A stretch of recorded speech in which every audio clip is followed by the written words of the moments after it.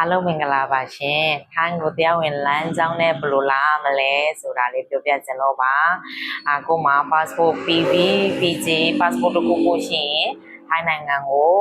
အလဲဗီဇာ14ရက်ဗီဇာတော့၎င်း2လဗီဇာတော့၎င်းဝင်လာရှိရင်တော့ထိုင်းနိုင်ငံကိုတရားဝင်လာလို့ရပါတယ်ဒီလျင်လက်မှတ်ကားလက်မှတ်ကိစ္စကိုမပူစရာမလိုဘူးကျမတို့ကအကုန်လုံးစီစဉ်ပေးပါတယ်နောက်တစ်ခုကမဟုတ်ဘူးစာအုပ်မရှိဘူးဆိုရင်ရောထိုင်းနိုင်ငံကိုတရားဝင်လာလို့ရလားဆိုတာကိုလာလို့ရပါတယ်မှတ်ပုံတင်လေးတစ်ခုရှိရင်တော့လည်းထိုင်းနိုင်ငံကိုတရားဝင်လာလို့ရပါတယ်မှတ်ပုံတင်ရှိတယ် smart card ရှိတယ်ဆိုရင်ဒီမြဝတီဒီတရားကနေလေလာလို့ရပါတယ်နောက်ပြီးမေဆိုင်ဘက်ကနေလည်းဝင်လာလို့ရပါတယ်ဒီကိုရောက်ပြီးတော့ဒီထိုင်းနိုင်ငံကိုရောက်ပြီးတော့ဒီရေရှည်ဒီနေထိုင်ဖို့အတွက်ကတော့ဗီဇာတခုခုတော့လိုအပ်တယ်ပေါ့ရှင်ဗီဇာဘယ်လိုလျှောက်ရမလဲဆိုတော့အရင်ဆုံးဒီလာမဲ့12လပိုင်းမှာထိုင်းနိုင်ငံကနေဘတ်ဖွင့်ပို့ရှိပါတယ်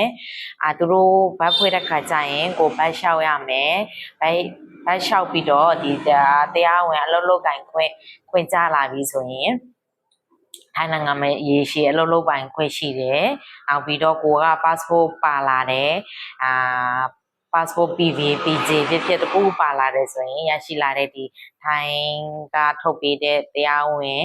ဒီအလုပ်လုပ်ခွင့်ဘတ်ရမယ်ဆိုရင်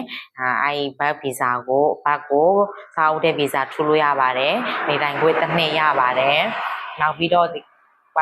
passport မပါဘူးမှတ်ပုံတင်တစ်ခုထဲနဲ့ရှိတဲ့လူတွေကတော့ CI သို့မဟုတ်မှတ်ပုံတင်ရိုက်ပေးပါတယ်เนาะဟုတ်ကျေးဇူးအများကြီးတင်ပါတယ်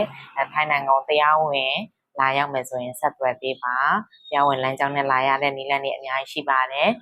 ထိုင်းနိုင်ငံခိုးဝင်တရားမဝင်ခိုးဝင်လမ်းကြောင်းနဲ့မလာ